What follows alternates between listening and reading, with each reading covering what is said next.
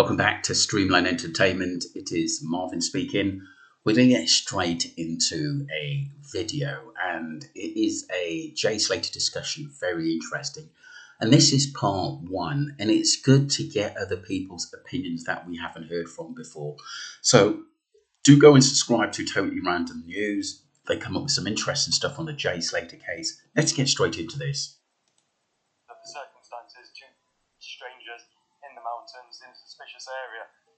So I've been avidly following the case and researching from the very beginning.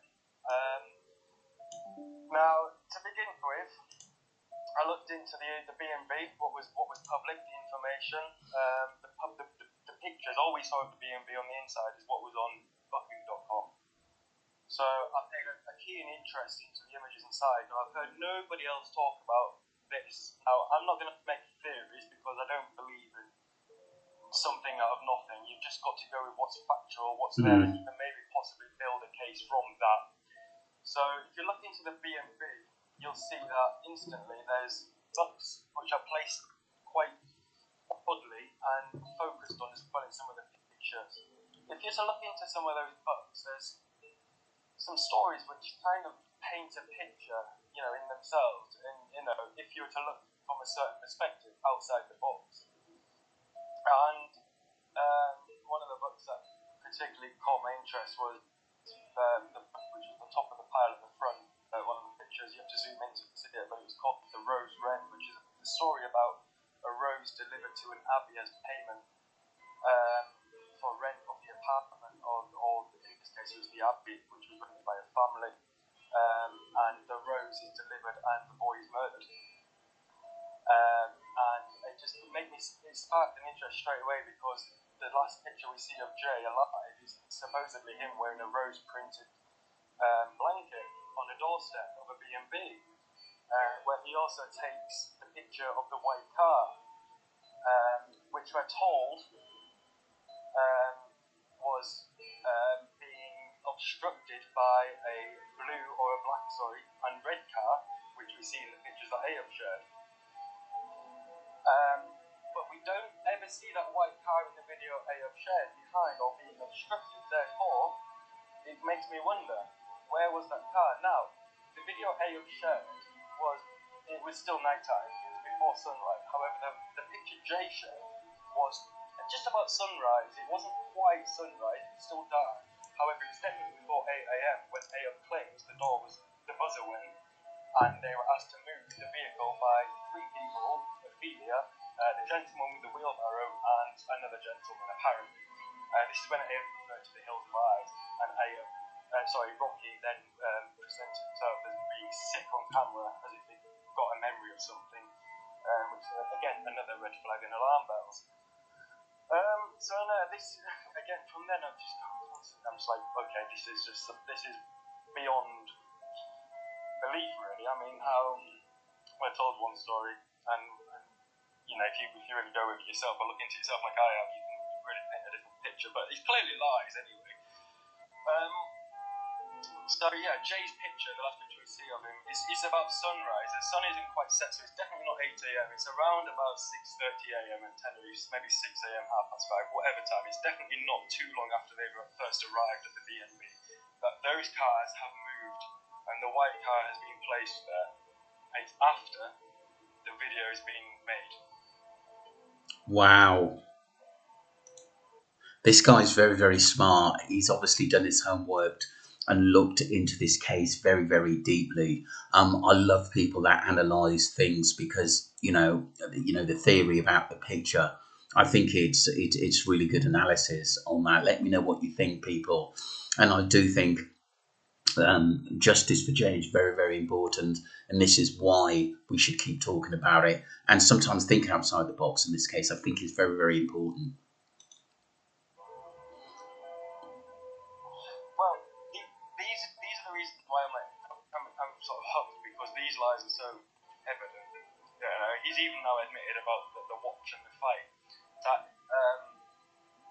And when you look back to the videos where he first denied it, when he was saying, what colour was this watch, what fight, and then now he's speaking about it, saying, I've got a deal with the fight, and it was a green Hulk, I believe it was called. It kind of, and you look at his body language, go, right, okay, you were lying there, and I can see your body language. Now I can see that since then, you can tell when he's been lying, which is pretty much throughout the entire thing. Anyway, this is why I've been hooked on the case.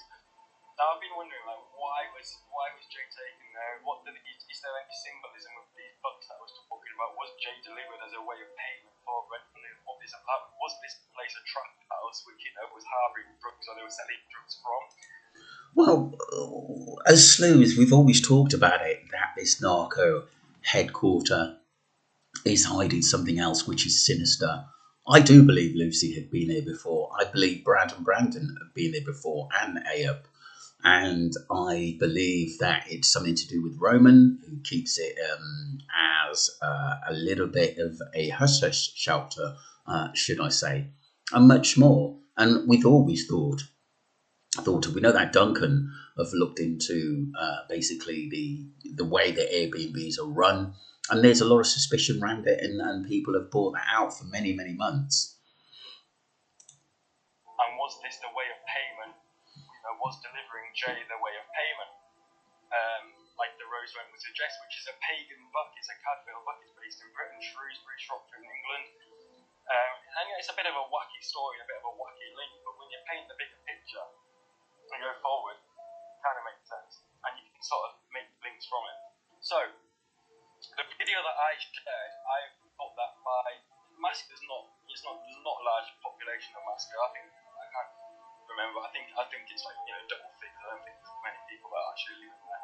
So when you start to look on Facebook, you start to link profiles and stuff like that. I came across a video which was the one I shared. I don't want to say his first name, but his middle name and surname was Martin Guanche, I believe, or Guanche. Now, this profile didn't hold much significance besides a video that was shared 2 days after Jay's body was found, and it is in the mask. There's a part 2 to this, people, but I will put that up around. But I thought this was really interesting. Truth Speaker says, I personally have always struggled to believe Jay was definitely at the Airbnb. Something's telling me to never made it that far. I may be wrong, but that's just my thought. I agree with you, Truth Speaker. I always thought him being carried off by 2 Marley boys, or two dark guys, and then put in a car, taken back to the apartments, possibly Lucy's apartments, for a conversation, and then the beach, and then the Maruba, or boats, should I say. And I've always thought that and stuck with that. I just don't think him coming back to the Airbnb would make sense, although he'd been there before, previous to him going missing. Dan goes, I try to listen to the speculations, neither do I listen to the so-called facts. I don't know how or why he was at the bottom of the rim, but he didn't just walk off the side of the mountain. To clarify, I'm not saying I believe the video of Jay or anything to do with the case, but I'm just sharing information about the people and activities that go on in the area and potential link symbolisms. Thank you very much, bentokk. That was really sort of clever stuff, and I appreciate your input because, like I said, I've been on the Jay Slater a long time and definitely think that there's more to this than meets the eye. Thank you.